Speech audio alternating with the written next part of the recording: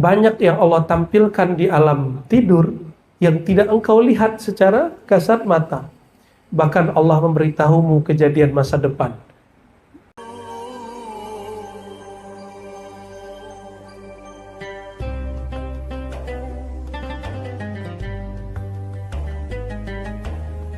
Jika ada alam, berarti ada yang menciptakan alam. Coba bayangkan ada pulpen tapi nggak ada yang buat. Mungkin ada rumah nggak ada tukangnya. Mungkin masa ada bangunan sebesar ini bernama bumi dan langit lalu tidak ada penciptanya. Itu pakai akal. Pakai akal begitu doang. Sudah? Kalau tasawuf, yang menciptakan bumi dan langit itu gimana cara mengenalnya? Lalu cara dekat dengan dia gimana? Adakah kemungkinan berdialog dengan dia, bermunajat kepadanya? Apakah nama dan sifat-sifatnya? Lalu di manakah dalam diri ini ada tempat ruang untuk berkoneksi dengannya? Itu pertanyaan ahli tasawuf. Beda nggak dengan ahli akidah? Ahli akidah itu menetapkan Allah itu Esa.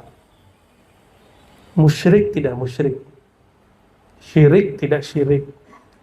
Ya, mukmin kafir. Itu urusan ahli akidah. Bab begini bukan urusan ahli akidah, ini urusan ahli tasawuf. Maka ahli akidah tolong tahu diri, hak otoritas dia sudah selesai.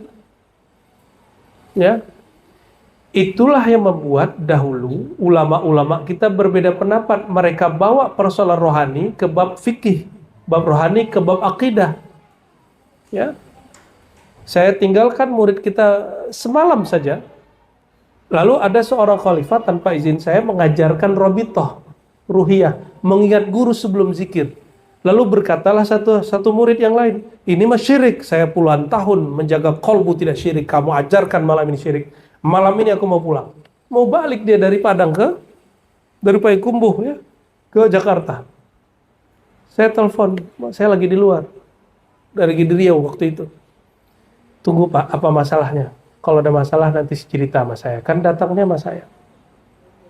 Ternyata si bapak menghukumi persoalan rohani dengan ilmu akidah. Kalau lagi makan nih, itu pakai matematika atau tidak? Mahasiswa ya. Kalau orang yang sudah tahu rasa makan, mau berapa aja harganya, dia beli. Yang penting, yang enak ini saya makan. Nggak bisa dihitung dengan matematika. Betul nggak? Coba tanya orang yang suka hiking. Kenapa dia capek-capek naik ke atas? Udah capek-capek teriak-teriak lagi di atas. Habis itu turun. Lah ngapain? Kata orang yang nggak ngerti, bodoh, bego. Kata orang yang nggak ngerti. Tapi bagi orang yang sudah merasakan, kamu nggak ngerti. Orang kalau lagi naik gitu, naik gunung, ketika ada masalah, itu Tuhan rasanya deket. Gak percaya kan? Gak percaya, ayo nanti kita ini gunung. Bukan. Kepleset, jatuh, duit habis. Nggak ada orang, duit ada, nggak ada orang jualan. Harus hidup. Air nggak ada, Masya Allah. Bener nggak? Iya, tapi pas sudah ngelihat di atas gunung, wah teriak-teriak. Saya pertama begitu dulu ngeliatin, udah nyampe di atas, tapi kita kan baru belajar zikir tarikat saman. Lagi asik-asiknya sama Allah, di bawah naik bukit, naik gunung. Teman kita teriak, kita lihat, kamu gila ya? Enggak, ini lagi melepas lelah katanya. I'm happy gitu. Tapi hati saya sedang di gunung itu nggak dengan gunung gitu. Dengan yang punya gunung itu masalahnya. Jadi ketika jalan biasa aja, di atas juga biasa, turun juga biasa lagi. Pas turun dia bilang, kamu yang bego katanya. Orang indah begitu gak dinikmati. Ya juga sih ya. Bagi saya, waktu itu enak itu cuma di atas sajadah. Kata guru kami, kamu mesti terhijab. Masa Allah di atas sejadah doang? Ya. Allah di atas gunung sama di atas sejadah sama nggak katanya? Sama. Allah merem sama Allah buka mata sama nggak? Terus zikir kenapa merem? Supaya kolbu kita hidup.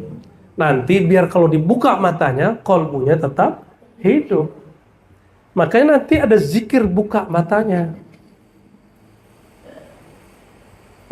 Itu namanya zikir wukuf. Kalau sudah wukuf, boleh buka mata. Di luar suluk ya. Dalam suluk tetap pejam mata. Ya. Beda bab. Beda bab.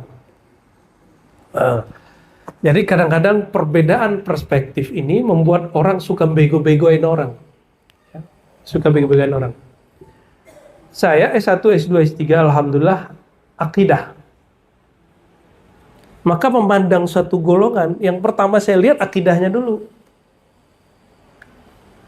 Terus ada orang yang dipandang baiknya dia, suka berbaginya dia. Oh masa dia sesat, dia kan suka berbagi. Lo nggak nyambung, kita ngelihat urusan ide dia dulu, ideologinya, teologinya. Nah kadang-kadang hal begini nggak nyambung sama orang. Dia sholat tahajudnya malam kok masa sesat gitu.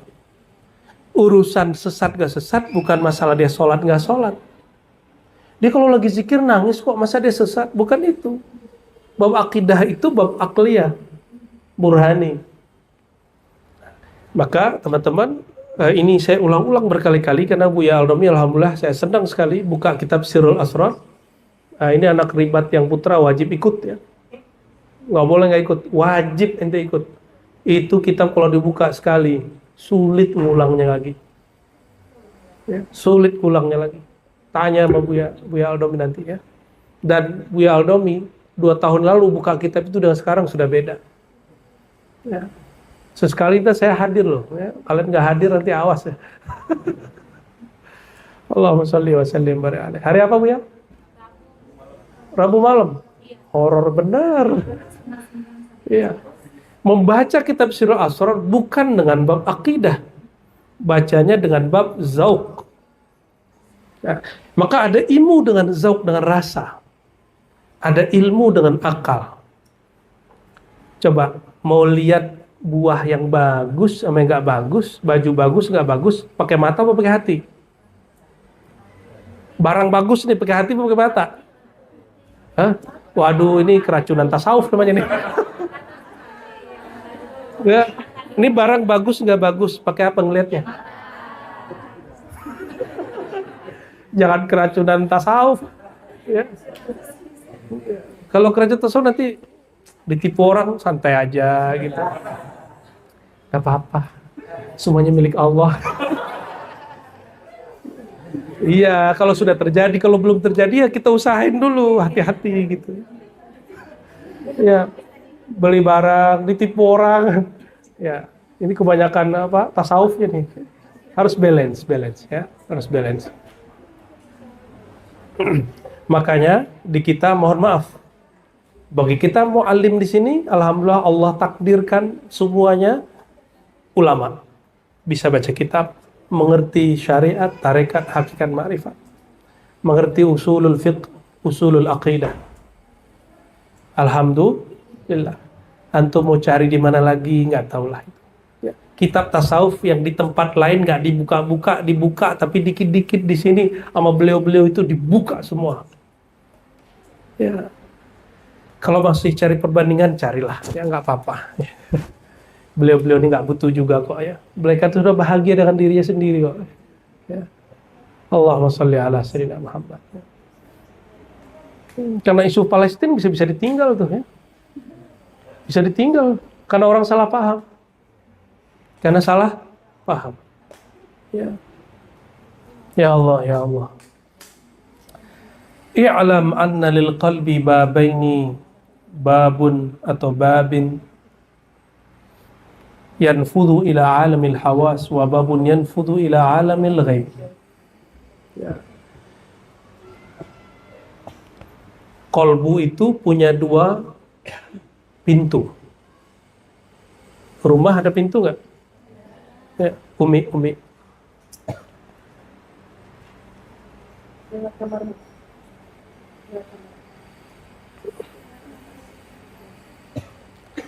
Saya masih ingat Maulana Kasril Hasan Kabir, ya, Al-Khalidi.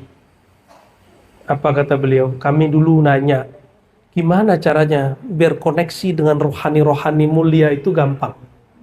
Ya.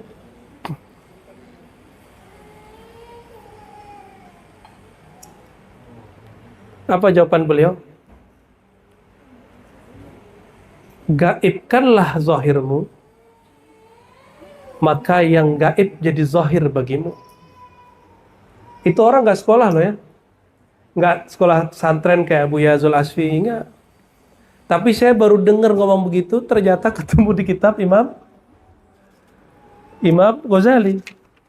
Padahal beliau nggak pernah ngaji kitab Imam Ghazali secara tradisional ataupun secara modern, nggak pernah. Ya. Jadi pintu kolbu itu ada dua. Ada pintu kolbu, pintu ke alam empirik, alam nyata. Ada pintu kolbu ke alam gaib. Ada pintu kolbu ke alam gaib. Jadi kolbu ada yang ngelihat ke alam ini, ada yang ke dalam. Ya. Wa ya'rif sidqaha wa yu'raf sidqu hadzal qaul bi ta'ammul fi an-naum. Supaya tahu maksud kalam ini, maka coba kamu renungi apa yang terjadi pada dirimu saat tidur. Ya. Fa innaka tara fihi minal ajaib. Perhatikan tidurmu, ada yang bernama mimpi, dan mimpi itu ajaib sekali. Yazhar lakal ghaib wa ma sayakunu ba'du bi muddatin madidah. Banyak yang Allah tampilkan di alam tidur yang tidak engkau lihat secara kasat mata. Bahkan Allah memberitahumu kejadian masa depan. Bi muddatin madidah, bahkan itu belum terjadi. Ya. Alhamdulillah, apa yang musibah, yang kata orang itu musibah, tapi saya sebut itu cara Allah memberikan perhatian. Yang Allah berikan kepada saya, apapun itu, sebagian besarnya sudah Allah berikan, tunjukkan beberapa tahun sebelumnya. Alhamdulillah. Apakah kondisi seperti ini? Apakah orang sebut kesedihan, kebahagiaan prestasi? Alhamdulillah sudah Allah kasih. Allah kasih unjuk dulu dengan simbol-simbol yang jelas sekali. Ya, alhamdulillah. Tapi tidak sedetail Rasulullah SAW. Tidak sedetail wali-wali besar seperti Syekh Abdul Qadir Jilani, tidak. Ya, kita diberinya ada yang simbol, ada yang kejadian. Itu di alam. Pernah di Jafu itu antum masuk ke alam mimpi sejenak, tapi lagi sadar, balik lagi gitu. Itu di Jafu. Jadi kita lagi melihat, tapi sebenarnya di sini terjadi balik ke alam sana sebentar saja, terus keluar lagi. Nah, lagi zikir, tahu-tahu hilang kesadaran di alam ini. Pernah ngalamin? Pasti sekali aja pernah ngalamin. Sekali seumur hidup masa nggak pernah ngalamin? Sedih sekali. Berarti belum ditalkin. Udah ditalkin nggak ngamalin. Mesti ditalkin, mesti ngamalin. Ya, nanti Allah beri rasa itu. Nanti kita biasa aja. Sama orang mimpi nggak mimpi biasa. Orang mimpi ketemu Rasul lah biasa itu. Jadi nggak takjub lagi. Nanti ada orang ngalamin pengalaman spiritual, udah biasa aja. Di kita itu biasa. Alhamdulillah ya. Apa yang dialami aneh-aneh di luar itu di teman-teman ribet banyak yang ngalami, dan itu biasa. Ya. Ketemu ini, ketemu itu tuh biasa. Maka kita dilatih, kemudian dikasih pegangan membedakan halu, mukasyafah syaitaniyah, kasyaf syaitan. Jadi visi, tapi visinya bad spirit. Ya. Itu spirit yang jelek. Dengan Holy Spirit itu beda. Itu ada caranya. Ar-Ruh Al-Qudsiyah itu beda. Kan Nabi mengatakan al-arwah junudun mujannadah. Arwah itu bukan tubuh. Perhatikan, bukan tubuh. Al-arwah, para ruh. Mereka itu berbaris-baris. Kalau itu nggak disebut yang udah mati atau pernah mati, karena ruh tidak pernah mati. Allah kekalkan ruh dengan bakoknya. Maka ruh yang sudah wafat badannya atau ruh yang belum wafat badannya, bahkan ruh yang belum dilahirkan tubuhnya, itu bisa ditemuin. Bisa ditemuin kalau Allah izin. Maka disebutkan di situ, yang kenal pasti dia berdamai, yang tidak kenal pasti di alam ini dia bertengkar. Ya, jadi nggak usah dipaksa-paksain juga sama orang yang hari ini hasad sama kita. Emang nggak kenal di alam sono. Ya. Wa fil yaqظah innama yuftah dzalikal bab lil anbiya wal awliya. Ini rumus, ini kaidah. Tolong dihafalkan, terutama bagi yang suka kasaf-kasafan, ya. Ya, yang ngaku-ngaku kasaf setiap saat atau beberapa hari sekali. Sedangkan ya, alam gaib itu tidak dibuka di saat nyata di alam jaga kecuali bagi para nabi dan para wali. Kolbu kita dibuka pintunya, itu dibukanya kalau sudah jadi wali. Baru bisa ketemu nabi dalam keadaan jaga. Jangan kaget ya. Salah satu syekh di Mesir, syekh yang karismatik, pernah datang ke pesantren, ya. Tapi orang mencoba adu domba saya dengan beliau. Beliau kan nggak kenal saya juga, ngapain dia adu domba? Kan lucu. Syekh Yusri. Syekh Yusri itu, beliau tidak nolak, beliau difitnah orang, menolak ru'yatun Nabi yaqzah. Menolak Nabi bisa dilihat yaqzah. Tapi ternyata dikonfirmasi nggak begitu, bukan itu, katanya. Saya kalau melihat Nabi yaqzah, saya la atahammalhu, aku tidak sanggup ketemu kalian setelah itu, kata beliau. Ya iya, orang kalau ketemu Nabi yaqzah mesti dia pindah alam dulu, kalau nggak dia pingsan. Nabi Musa melihat nur Nabi pingsan, sallallahu alaihi wasallam. Masa orang kayak kita nggak pingsan? Jadi kalam beliau itu sahih begitu. Ya, la atahammalu, law ra'aitu Nabi SAW yaqzah, kata qala Syekh Yusri. Summa altaqi bikum la atahammalu. Itu kata beliau, itu kalam sahih. Ya. Aku kalau ketemu Nabi yaqzah, terus ketemu kalian yaqzah. Beliaunya nggak sanggup. Maka saya ketemu beberapa syekh yang mengalami itu pingsan. Pingsan. Nggak sanggup. Karena Nabi Musa juga pingsan. Maka orang hari ini pasti kalau lihat nur itu pingsan. Kecuali dia dipindahan dulu alamnya. Dia jaga, tapi alamnya diganti. Itu bisa. Ya.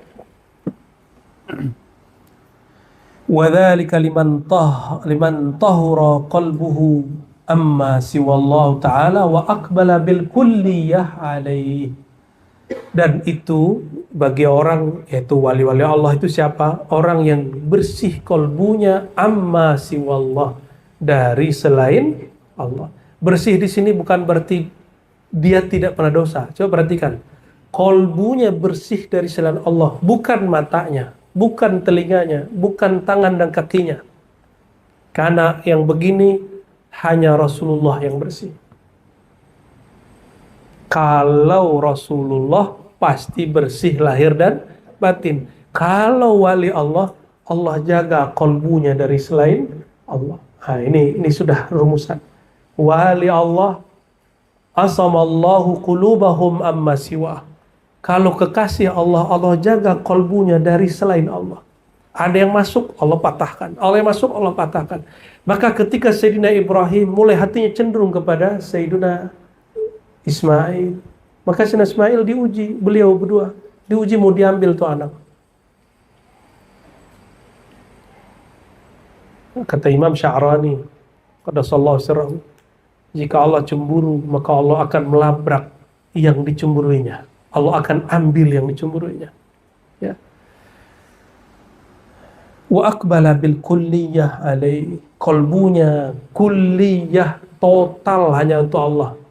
Jadi belum sempurna kewalian seseorang kalau kolbunya belum bulat-bulat kepada Allah Subhanahu wa ta'ala. Makanya disebutkan syarat ketemu Nabi Khidir, nggak ada cinta dunia di sini. Syartu liqa'il Khadir. Karena ketemu Nabi Khidir bukan Nabi Khidirnya yang penting.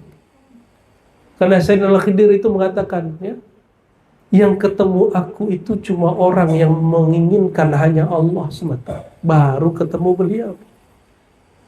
Ya, coba ada kecenderungan sama duit nggak? Sedikit saja nggak ketemu, nggak akan ketemu.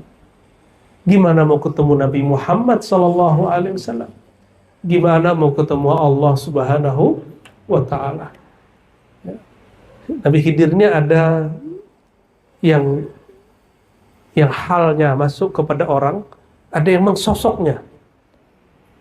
Ketemu halnya nggak bisa. Maka kita kadang-kadang melihat ada orang, dia pengemis tapi dia lagi hal Nabi Khidir. Kita sebut hal, bukan kesurupan.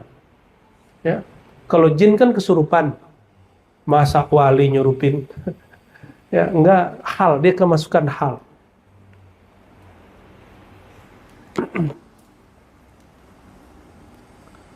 Inilah yang disebut dalam hadis Nabi, sabaqal mufarridun qila wa man hum ya Rasulullah, al mujtahiduna bi dzikrillah. Ini di versi riwayat yang dinukil sini, wada'adz dzikru anhum awzarahum fawaradul qiyamata khafafa.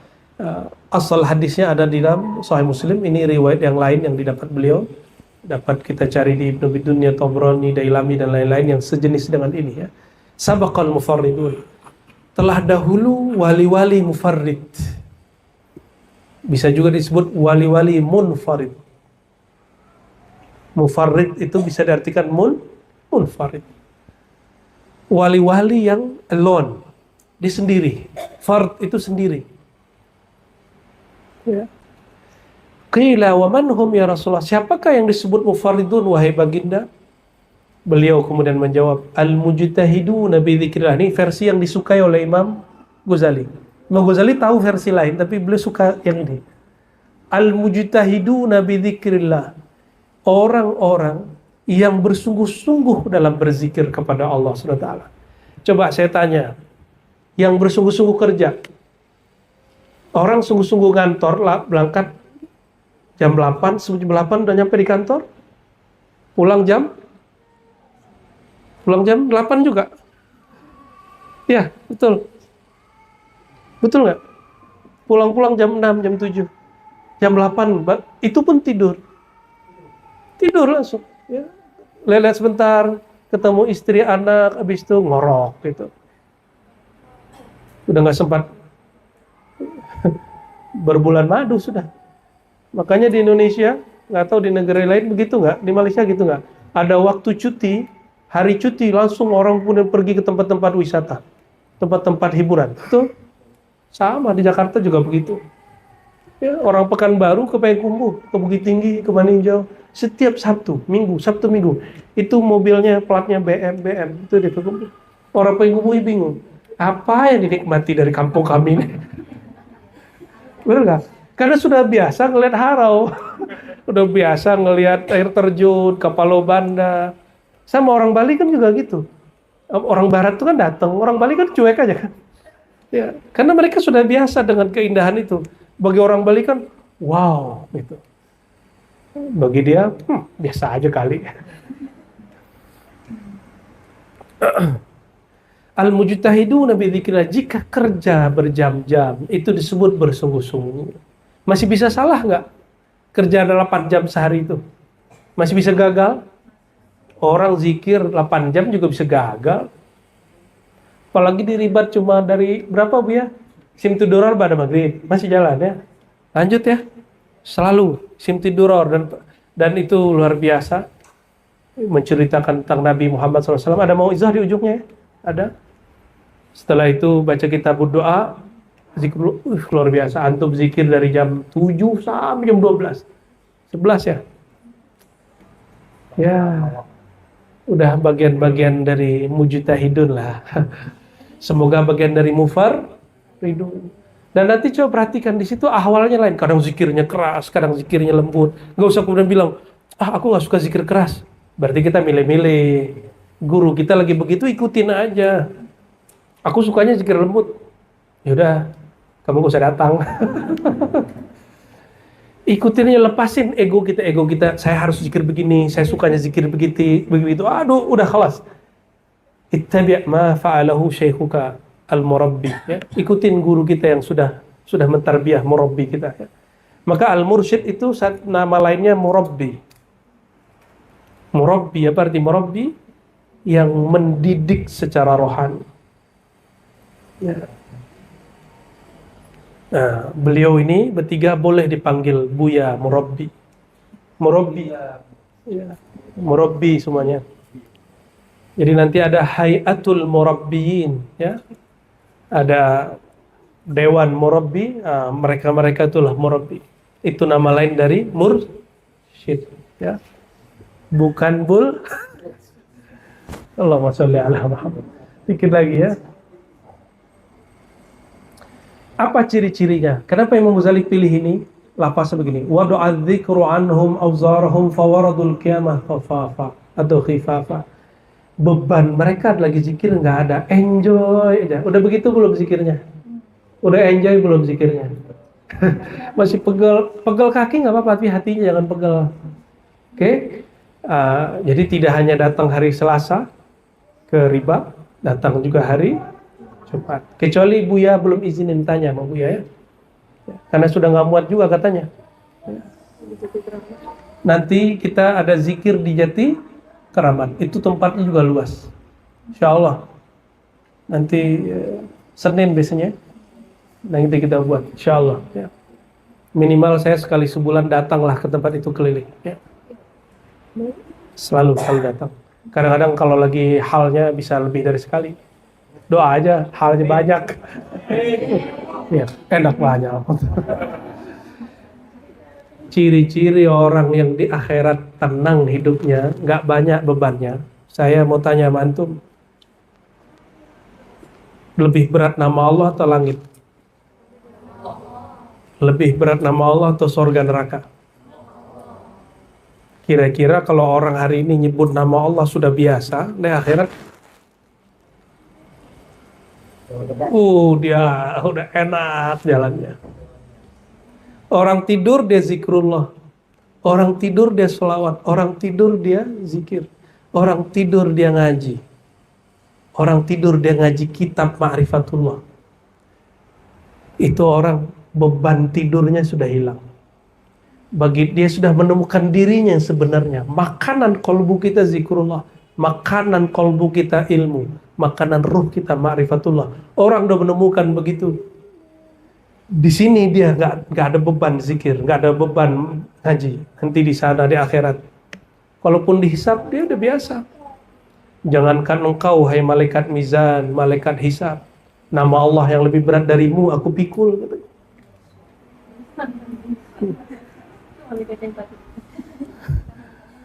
Semua qala fi wasihim aqbalu alaihim biwajhi atara anna man wajahtuhu biwajhi ya'lam ahadun ayyu syai'in uridu an utiyahu. Summa qala alaihi salatu wassalam awwalu man u'tihim an aqdhifa min nuri fi qulubihim fa yakhbiruna anni kama ukhbiru anhum. Ini hadis tidak sampai derajat sahih tapi maknanya sahih. Aku menghadap kepadanya dengan wajahku, ya, lalu aku berkehendak memberikan sesuatu hadiah kepada mereka. Awwalu ma u'tihim, yang pertama aku berikan kepada orang-orang ini yang dia sungguh-sungguh berzikir. Ini Nabi yang ngasih hadiah antum. Karena Allah yang memberi, tapi yang bagi-bagiin Nabi Muhammad sallallahu alaihi wasallam. Apa yang dibagikan Nabi? An akdzifa min nuri fi qulubihim. Aku akan tembuskan ukir nama Allah di dalam kolbu mereka. Itulah yang disebut dalam bahasa Persia lama Naqsyaban. Jadi Naqsyaban diambil dari lafaz-lafaz ini. Fayukhbiruna anni, kalau kolbu sudah bercahaya, kolbu ini dia langsung berhadap dengan Lauh Mahfuz. Lauh Mahfuz berisi tentang cerita masa lalu dan masa depan. Maka dia diizinkan Allah membaca masa lalu dan membaca masa depan dengan izin Allah. Itulah metodologi ramal para nabi. Jadi nabi meramal beda dengan antum meramal, beda dengan tim survei meramal. Ya kan sekarang banyak survei-survei ini, beda ramalannya beda. Kenapa? Karena kolbunya sudah memantulkan. Nah, kolbu kita sebenarnya sudah ada, itu kelihatan, cuma gelap, nggak bisa ditembus. Lauh mahfuz tetap nggak berubah, tapi kolbu kita belum terang, sehingga dia tidak bisa melihat yang itu.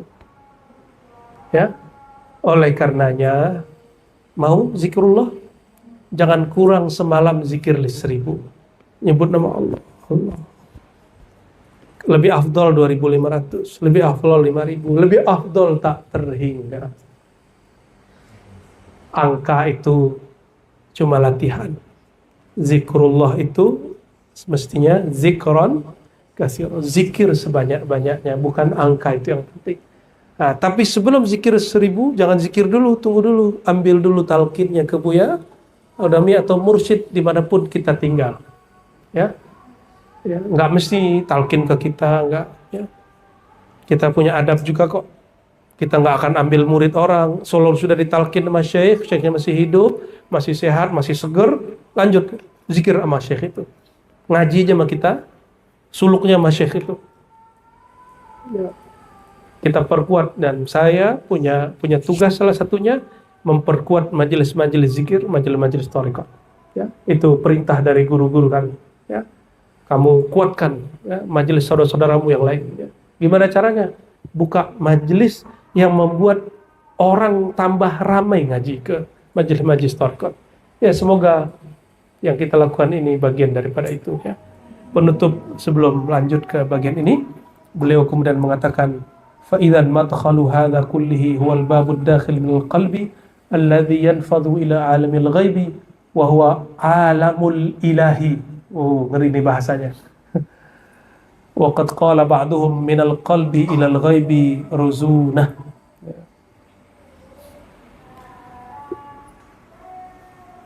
Gimana nerjemahinnya, Bu ya?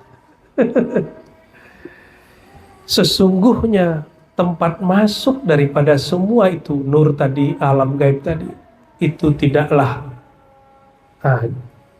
bab yang di luar, tapi bab yang di dalam. Bab yang di luar tuh ini, lisan, hidung semua. Itu bab kolbu yang zahir. Bab yang di dalamnya, dia juga bisa melihat, dia bisa menyentuh, dia bisa mendengar, dia bisa merasakan. Itu disebut al-bab ad-dakhil, pintu di dalam. Ya, minal qalb, di dalam kolbu, allazi yanfaz, yang aksesnya tembus ke alam gaib, terowongannya masuk ke alam gaib. Kan katanya ke Gaza itu sulit sekali masuk. Kalau secara resmi, ya yang aman kan resmi, yang nggak aman lewat terowongan bisa. Cuma antum ya bahaya. Kita nggak mau nolak itu, tapi itu bahaya. Ya. Kalau bisa menjaga keamanan silakan. Tapi kalau yang ini legal semua ini, ya, yang ini terowongan legal, terowongan di dalam kolbu. Inilah disebut alam gaib, dia juga disebut alam ilah. Ada loh istilah begitu, alamnya Tuhan. Ngeri nggak bahasanya? Alam ilah. Ada istilah begitu dia. Ini alamnya. Kalau bahasa lainnya alam lahut. Alam apa? Lahut. Alam ketuhanan. Jadi yang diajarkan Bu Yaldomi, alam nyata, alam malakut, alam jabarut, alam lahut. Itu bukan tasawuf falsafi, bro. Itu tasawuf sunni, tasawuf ahlus sunnah wal jamaah. Karena banyak juga nih pendatang baru ngomong begitu. Kalau yang pakai jabarut tuh tasawuf falsafi. Mana ada tasawuf falsafi? Falsafah pakai akal, tasawuf pakai kolbu, nggak nyambung. Mana nyambung? Akal nyambung ke alam malakut. Akal nggak bisa tembus ke alam malakut, apalagi ke alam jabarut, apalagi ke alam lahut. Ada orang sembarangan ngomong gitu dan nggak takut dihisab, coba. Ya, nauzubillah min dzalik. Barangkali begitu teman-teman ya. Mohon maaf sudah mau dikata-katai. Semoga Allah Subhanahu wa taala mengampuni saya dan mengampuni kita semua, dan silsilah ahli thariqah Qadiriyah, Naqsyabandiyah, Syaziliyah, Tijaniyah, Rifaiyah, Idrisiyah, Aidrusiyah, dan semuanya yang kita sebut Samaniyah, madad mereka mengalir terus kepada kita. Allah hamdid Nabi manadihim bihaqqi suratil Fatihah.